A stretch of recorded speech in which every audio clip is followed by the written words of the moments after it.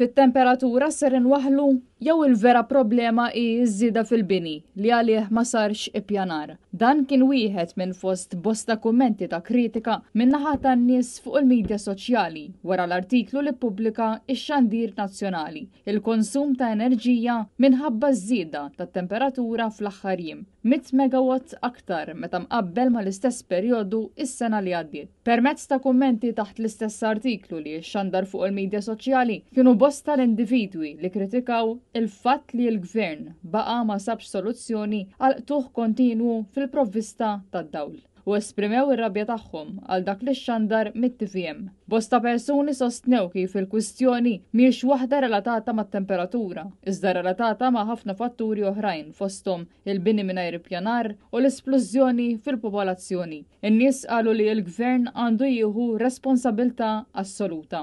Raġel partikolari stqar kif waħda mis-soluzzjonijiet għandha tkun li jiġu installati solar panels fuq postijiet pubbliċi sabiex l-enerġija mix-xemx tmur fil-grid u xejn il-binjiet pubbliċi fosthom skejjel fis-sajf ma jisħnux kif qegħdin bħalissa u tfal jispiċċaw joħorġu ilma mis-summer school. Ieħor irrimarka kif ħadd ma jsemmi ż-żieda fil-karozzi elettriċi li jiċċarġjaw bil-lejl. Bil-kumment jiddikjara li l-gvern irid lin-nies jaqilbu għal vetturi li jaħdmu bl-elettriku meta l-pajjiż għadu mhuwiex lest. Kienu ħafna anke dawk illi kitbu li meta jinqata' d-dawl jixelu xema u jintefgħu jaqraw ktieb. Reazzjoni sarkastika b'referenza għal dak li kienet qalet il-Ministru Giulia Farrugia meta l-pajjiż kien għaddu għaddej mill-kriżi tal-qtuħ tad-dawl.